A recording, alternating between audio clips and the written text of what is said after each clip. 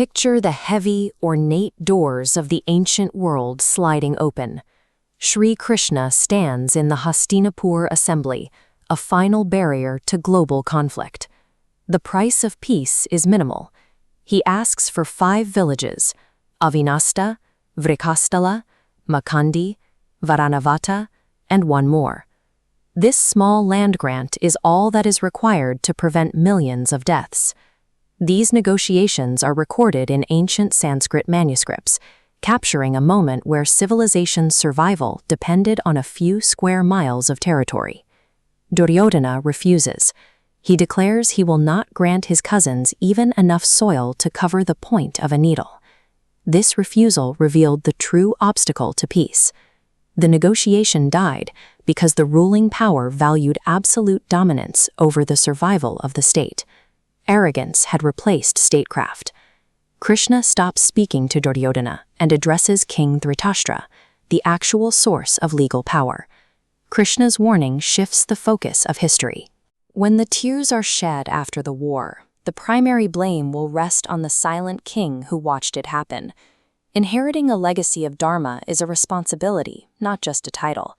If the protector of that heritage watches its violation in silence, the authority of the throne is lost. Diplomacy failed here because the moral framework of the court had eroded years earlier, during a single afternoon in this very room. To see the scale of what was lost, look at the civilization they built. These stone ruins represent a society that defined itself through rigid tradition and martial law. The Pandavas initially operated within these strict rules. Arjuna won his status through martial precision, hitting a target's reflection to win the hand of Princess Draupadi. Bhima used physical force to liberate 86 captive kings, removing the tyrant Jarasandha to restore a sense of order to the region. These events created a standard for justice. It fostered a belief that as long as the strong followed the technical rules of the court, the system was healthy. That belief evaporated during a game of dice. The Pandavas were stripped of their kingdom through a rigged match that weaponized the rules. The collapse became absolute when Draupadi was dragged into the assembly. The empire's greatest heroes sat motionless, citing legal technicalities, while the queen was assaulted in public. Draupadi forced the elders, Bhishma, Drona, and Dhritarashtra, to answer a specific question. She demanded they define dharma if it permitted this level of violation. This highlights the crisis of institutional silence.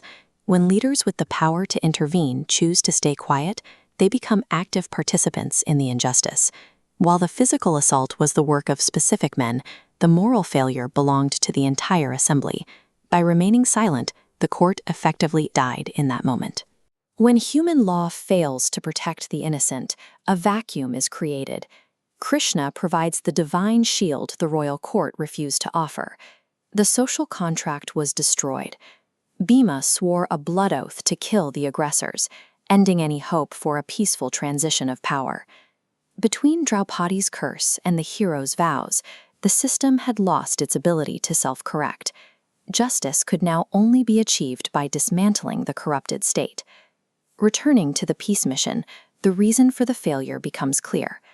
5 villages cannot heal a society that has watched its own moral laws be dismantled. This makes the war a dharma yutha, a necessary reset. It is a fire intended to clear away a corrupted societal structure and start again. The Mahabharata warns that neutrality during an atrocity is a crime. History judges those who had the power to speak, but chose the echo of silence.